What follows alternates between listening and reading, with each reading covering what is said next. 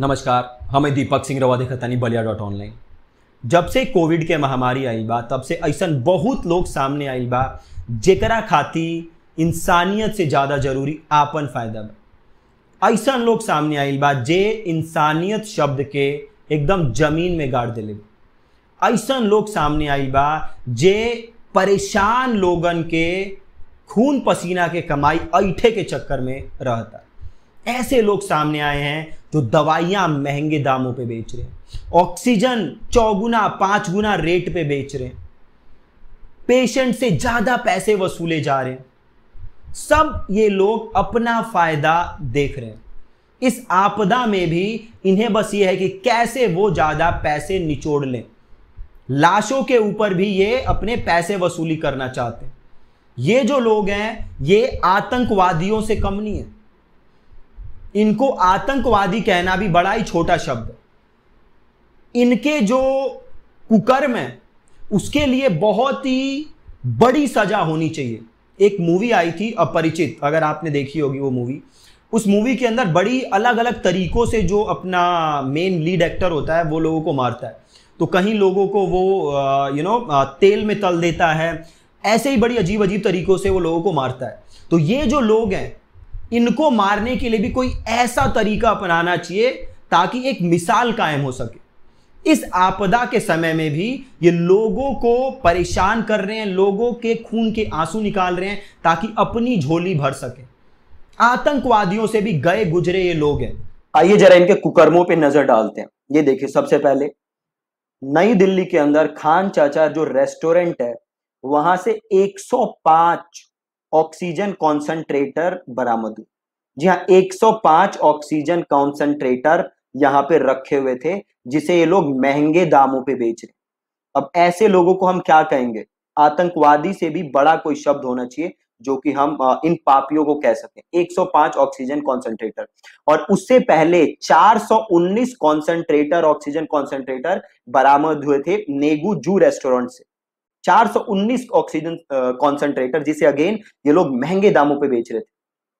दूसरा देखिए, तो आपके एक एमएलए हैं, आम आदमी पार्टी के एक एमएलए हैं, उनके खिलाफ एक अर्जी दाखिल हुई है कि भैया ये जो एमएलए हैं ये भी होर्डिंग कर रहे हैं ऑक्सीजन सिलेंडर्स की जमाखोरी कर रहे हैं।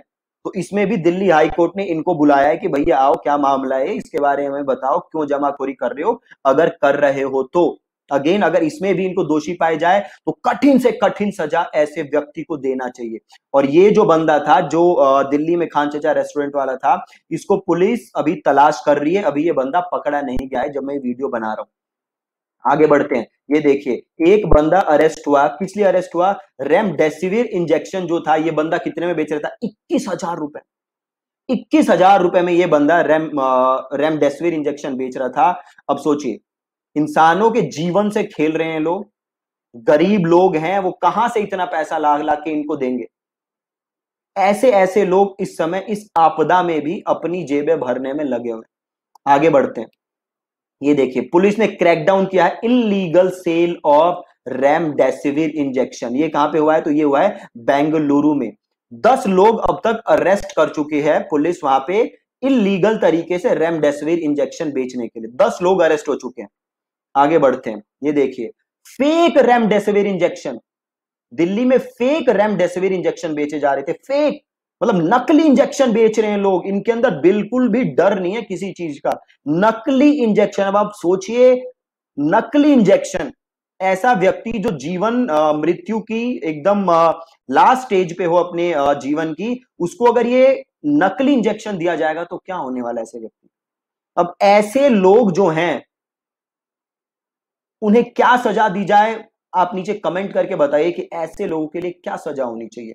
इससे पहले देखिए, उत्तराखंड के अंदर एक फैक्ट्री थी, मैन्युफैक्चरिंग यूनिट थी, वहां पे ये लोग नकली रेमडेसिविर इंजेक्शन बना रहे थे। वहां पे 5 लोग पकड़े गए थे। ठीक है, आगे बढ़ते हैं। ये देखिए, स्टाफ नर्स को पकड़ा गया। किस चीज के लिए? Fake remdesivir injection. और वो कर क्या रही थी? वो रेमडेसिविर इंजेक्शन थे जो यूज हो जाते थे, उसमें नकली एंटीबायोटिक्स वगैरह भर देती थी और उसको असली बता के हजारों रुपए में बेचते थे। मतलब एकदम घिनौना अपराध हम इसे कह सकते हैं। ये इस प्रकार के लोग हैं। नकली इंजेक्शन, बिल्कुल, मतलब जो रेमडेसिविर इंजेक्शन यूज हो गया, उसकी जो खाली बोतल है उसके अंदर एंटीबायोटिक्स भर देते थे और कुछ सलाइन वाटर वगैरह भर देते थे और उसको बेचते थे। तो ये पकड़ी गई मैसूर में। अब आगे चलिए, ये पढ़िए, ये खबर पढ़िए एक बार आप। 2,73,000 डोजेस किसकी मिली है? फेक रेमडेसिविर इंजेक्शन की गुजरात में सीज हुई है। अगर ये इंजेक्शन सीज ना हुई होती, अगर ये मार्केट में चली जाती, अब सोचिए जो लोग इन इंजेक्शंस को लगाते उनके बचने की उम्मीद जीरो होती। तो कितने लाखों लोग मारे जाते इन नकली इंजेक्शंस की वजह से। तो ये जो जुर्म है, ये मैंने आपको कुछ ही दिखाए हैं, ऐसे हंड्रेड्स ऑफ केसेस हैं जो कि आए हैं। तो ये जो हरकत है, ये जो जुर्म है, ये सबसे घिनौना जुर्म है।